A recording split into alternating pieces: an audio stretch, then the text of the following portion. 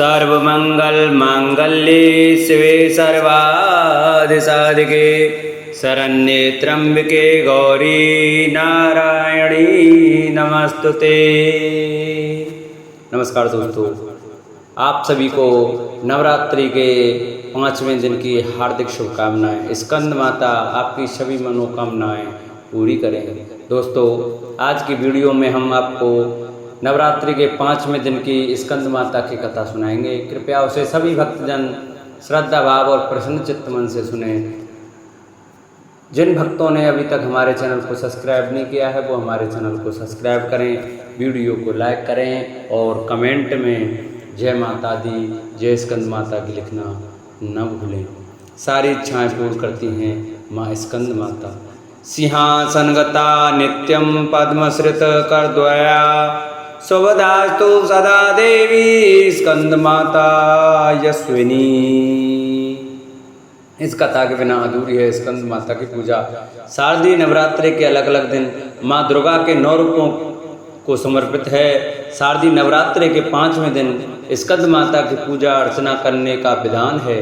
स्कंद माता की 4 भुजाएं हैं। इनकी दाहिनी ओर की ऊपर वाली भुजा में भगवान स्कंद गोद में हैं और दाहिनी तरफ की नीचे वाली भुजा में कमल पुष्प है।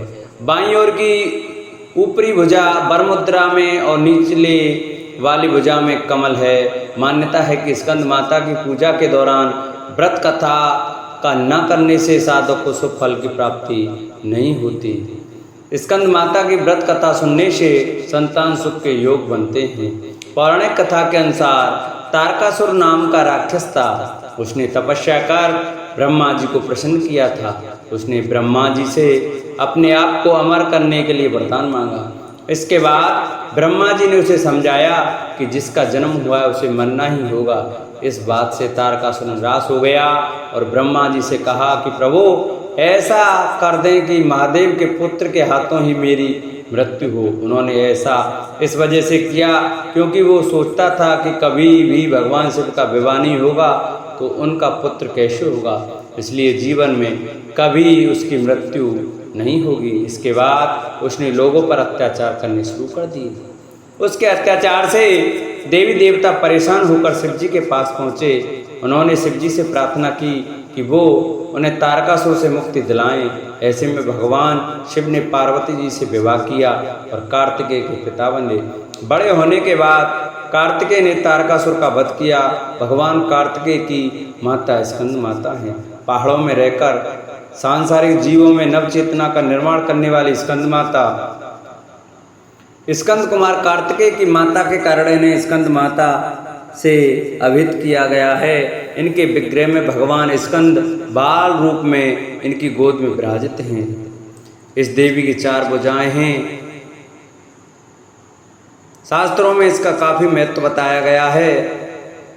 इनकी उपासना से भक्त की सारी इच्छाएं पूरी हो जाती हैं।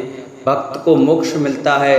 सूर्य मंडल के अधिष्ठात्री देवी होने के कारण इनका उपासक अलौकिक तेज और कांति में हो जाता है। आराधना करने वाले साधक या भक्त को भवसागर पार करने में कठिनाई नहीं आती है। उनकी पूजा से मोक्ष का मार्ग सुलभ होता है। ये देवी विद्वानों और सेवकों को पैदा करने वाली शक्ति हैं, यानी चेतना का निर्माण करने वाली कहते हैं। कालिदास द्वारा रचित रघुवंशम, महाकाव्य और मेघदूत रचनाएं स्कंद माता की कृपा से ही संभव हुई हैं। महर्षि मेधा ने कहा, पूर्व काल में शुंभ निशुंभ नामक असुरों ने अपने बल के मत से इंद्र का त्रिलोकी का राज्य और यज्ञों के भाग छीन लिए और वह दोनों इसी प्रकार सूर्य, चंद्रमा, धर्मराज और वरुण के अधिकार भी छीनकर स्वयं ही उनका उपयोग करने लगे। वायु और अग्नि का कार्य भी वही करने लगे और इसके पश्चात उन्होंने जिन देवताओं का राज्य छीना था उनको अपने अपने स्थान से निकाल दिया। इस तरह से अधिकार छीने हुए दैत्यों तथा दैत्यों द्वारा निकाले हुए देवताओं अपराजित देवी का स्मरण करने लगे कि देवी ने हमको वर दिया था कि मैं तुम्हारी संपूर्ण विपत्तियों को नष्ट करके रक्षा करूंगा। ऐसा विचार कर सब देवता हिमालय पर गए और भगवती विष्णु माया की स्तुति करने लगे। देवताओं ने कहा, देवी को नमस्कार है, शिव को नमस्कार है, प्रकृति और भद्रा को नमस्कार है। हम लोग रौद्र, नित्या और गौरी को नमस्कार करते हैं। ज्योत्स नामी चंद्र रूपिणी व सुख रूपा देवी को निरंतर नमस्कार है।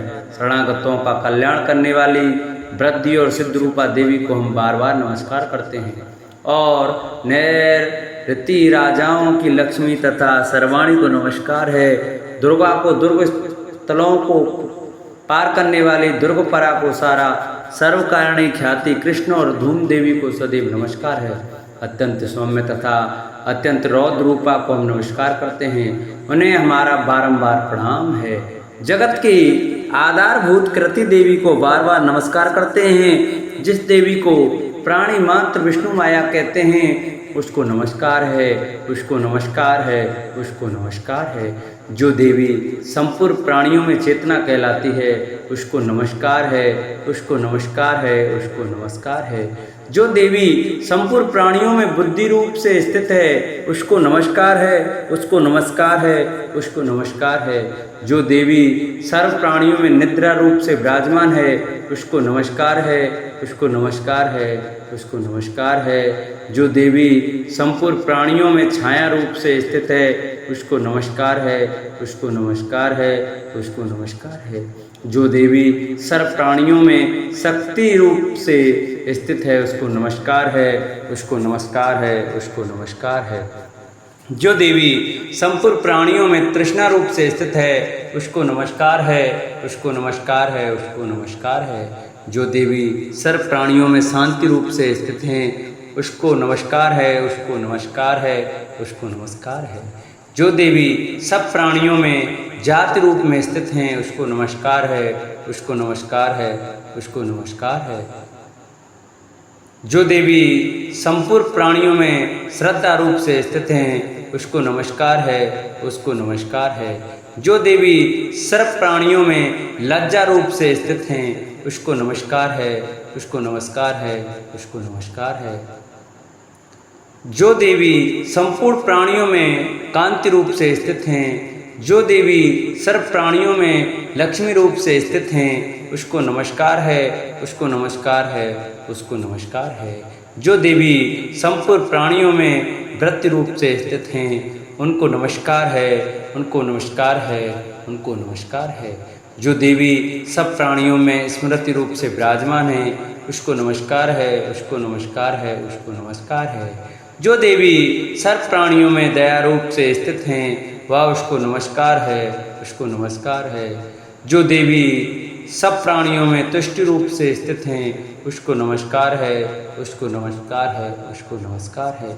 जो देवी संपूर्ण प्राणियों में मात्र रूप से स्थित हैं उसको नमस्कार है, उसको नमस्कार है, उसको नमस्कार है।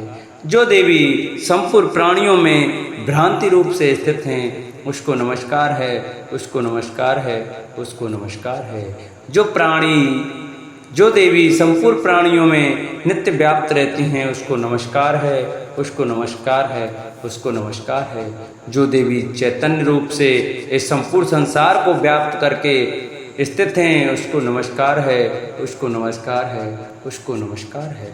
पूर्व काल में देवताओं ने अपने अभिष्ट फल पाने के लिए जिसकी स्तुति की है और देवराज इंद्र ने बहुत दिनों तक जिसका सेवन किया है वह कल्याण की साधानुभूता ईश्वरी हमारा कल्याण और मंगल करें तथा सारी विपत्तियों को नष्ट कर डालें। असुरों के सताए हुए हम संपूर्ण देवता उस परमेश्वरी को इस प्रकार नमस्कार करते हैं तथा जो भक्ति पूर्वक स्मरण किए जाने पर तुरंत ही सब विपत्तियों को नष्ट कर देती है वह जगदम्बा इस समय भी हमारा मंगल करके हमारी समस्त विपत्तियों को दूर करें। महर्षि मेधा ने कहा, राजन, इस प्रकार जब देवता स्तुति कर रहे थे तो उसी समय पार्वती देवी गंगा में स्नान करने के लिए आईं। तब उनके शरीर से प्रविष्ट होकर शिक्षा देवी बोली, शुभदैत्य के द्वारा स्वर्ग से निकाले हुए और निशुंभ से हारे हुए ये देवता मेरी स्तुति कर रहे हैं। पार्वती के शरीर से अंबिका निकली थी, इसलिए उसको संपूर्ण लोक में कौशिकी कहते हैं। कौशिकी के प्रकट होने के पश्चात पार्वती देवी के शरीर का रंग काला हो गया और वह हिमालय पर रहने वाली कालका देवी के नाम से प्रसिद्ध हुई। फिर शुंभ और निशुंभ के दूत चंडमुंड वहाँ आए और उन्होंने परम मनोहर रूप वाली अंबिका देवी को देखा। फिर वह शुंभ के पास जाकर बोले, महाराज, एक अत्यंत सुंदर स्त्री हिमालय को प्रकाशित कर रही है। वैसा रंग रूप आज तक हमने किसी स्त्री में नहीं देखा। हे सुरेश्वर, आप यह पता लगाएं कि वह कौन है और उसको ग्रहण कर लें।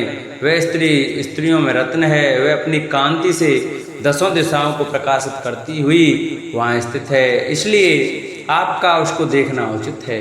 हे प्रभु, तीनों लोकों के हाथी, घोड़े और मणि इत्यादि जितने रत्न हैं, वह सब इस समय आपके घर में शोभायान हैं।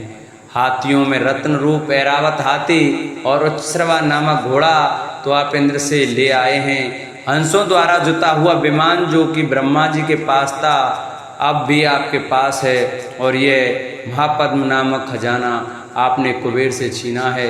समुद्र ने आपको सदा के खिले हुए फूलों की किंजकिनी नामक माला दी है। वरुण का कंचन की वर्षा करने वाला छत्र आपके पास है। रथों में श्रेष्ठ प्रजापति का रथ भी आपके पास ही है। हे दैत्येंद्र, मृत्यु से उत्क्रांतिका नामक शक्ति भी आपने छीन ली है और वरुण का पाश भी आपके भ्राता निशुंभ के अधिकार में है। और जो अग्नि में न जल सके ऐसे 2 वस्त्र भी अग्निदेव ने आपको दिए हैं। हे दैत्यराज, इस प्रकार सारी रत्न रूपी वस्तुएं आप संग्रह कर चुके हैं, तो फिर आप ये कल्याणकारी स्त्रियों में रत्न रूप अनुपम स्त्री आप क्यों नहीं ग्रहण करते। महर्षि मेधा बोले, चंडमुंड का यह वचन सुनकर शंभ ने विचारा कि सुग्रीव को अपना दूत बनाकर देवी के पास भेजा जाए। प्रथम उसको सब कुछ समझा दिया और कहा कि वहाँ जाकर तुम उसको अच्छी तरह से समझाना और ऐसा उपाय करना जिससे वह प्रसन्न होकर तुरंत मेरे पास चली आए। भली प्रकार समझा कर कहना। द्रुत सुग्रीव पर्वत के उस रमणीय भाग में पहुंचा जहाँ देवी रहती थी। दूत ने कहा, हे देवी, दैत्यों का राजा शुंभ जो इस समय तीनों लोकों का स्वामी है, मैं उसका दूत हूँ और यहाँ तुम्हारे पास आया हूँ। संपूर्ण देवता उसकी आज्ञा एक स्वर से मानते हैं। अब जो कुछ उसने कहला भेजा है वह सुनो। उसने कहा है, इस समय में संपूर्ण त्रिलोकी मेरे वश में है और संपूर्ण यज्ञों के भाग को पृथक पृथक मैं ही लेता हूँ और तीनों लोकों में जितने श्रेष्ठ रत्न हैं वह सब मेरे पास हैं। देवराजेंद्र का वाहन ऐरावत मेरे पास है जो मैंने छीन लिया है। उच्चश्रवा नाम घोड़ा जो क्षीरसागर मंथन प्रकट करने से प्रकट हुआ था, उसे देवताओं ने मुझसे समर्पित किया है। हे सुंदरी, इनके अतिरिक्त और जो भी रत्न भूषण पदार्थ देवताओं के पास थे वह सब मेरे पास हैं। हे देवी, मैं तुम्हें संसार की स्त्रियों में रत्न मानता हूँ, क्योंकि रत्नों का उपभोग करने वाला मैं ही हूँ। हे चंचल कटाओं वाली सुंदरी, अब यह मैं तुम पर छोड़ता हूँ कि तुम मेरे पास मेरे भाई महापराक्रमी निशुंभ की सेवा में आ जाएं। यदि तू मुझे बरेगी तो तुझे अतुल महान ऐश्वर्य की प्राप्ति होगी। अतः तुम अपनी बुद्धि से यह विचार कर मेरे पास चली आओ। महर्षि मेधा ने कहा, दूत के ऐसा कहने पर संपूर्ण जगत का कल्याण करने वाली भगवती दुर्गा मन ही मन मुस्कुराई और इस प्रकार कहने लगी। देवी ने कहा, हे दूत, तू जो कुछ कह रहा है यह सत्य है और इसमें किंचित मात्र भी झूठ नहीं है। शुंभ इस समय तीनों लोकों का स्वामी है और निशुंभ भी उसी की तरफ पराक्रमी है, किंतु इसके संबंध में मैं जो प्रतिज्ञा कर चुकी हूँ उसे मैं कैसे झुटला सकती हूँ। अतः तू मैंने जो प्रतिज्ञा की है उसे सुन। जो मुझे युद्ध में जीत लेगा और मेरे अभिमान को खंडित करेगा तथा बल में मेरे समान होगा वही मेरा स्वामी होगा। इसलिए शुंभ अथवा निशुंभ यहाँ आवें और युद्ध में जीतकर मुझसे विवाह कर लें। इसमें भला देह की क्या आवश्यकता है। दूत ने कहा, हे देवी, तुम अभिमान में भरी हुई हो, मेरे सामने तुम ऐसी बात ना करो। इस त्रिलोकी में मुझे तो ऐसा कोई दिखाई नहीं देता जो कि शुंभ और निशुंभ के सामने ठहर सके। हे देवी, जब अन्य देवताओं में से कोई शुंभ व निशुंभ के समान युद्ध में ठहर नहीं सकता, तो तुम जैसी स्त्री उनके सामने रणभूमि में ठहर सकेगी। जिन शुंभ आदि असुरों के सामने इंद्र देवता आदि नहीं ठहर सकते, तो फिर तुम अकेली स्त्री उनके सामने कैसे ठहर सकेगी। अतः तुम मेरा कहना मानकर उनके पास चली जाओ, नहीं तो जब वह तुम्हें केस पकड़कर घसीटते हुए ले जाएंगे तो तुम्हारा गौरव नष्ट हो जाएगा, इसलिए मेरी बात मान लो। देवी ने कहा, जो कुछ तुमने कहा ठीक है, शुंभ और निशुंभ बड़े बलवान हैं, लेकिन मैं क्या कर सकती हूँ, क्योंकि मैं बिना विचारे प्रतिज्ञा कर चुकी हूँ। इसलिए तुम जाओ और मैंने जो कुछ भी कहा है वह सब आदर पूर्वक असुरेंद्र के से कह दो। इसके पश्चात जो वह उचित समझें वह करें। इस प्रकार 5वां अध्याय संपूर्ण हुआ। बोलो सच्चे दरबार की जय। जिन भक्तों को हमारी ये कथा अच्छी लगी हो, हमारी वीडियो अच्छी लगी हो, वो हमारी वीडियो को आगे शेयर करें। जिन्होंने अभी तक हमारे चैनल को सब्सक्राइब नहीं किया है वो हमारे चैनल को सब्सक्राइब करें, वीडियो को लाइक करें और कमेंट में जय शेरावाली माता की लिखना ना भूलें। बोलो सच्चे दरबार की जय। बोलो शेरावाली माता की जय।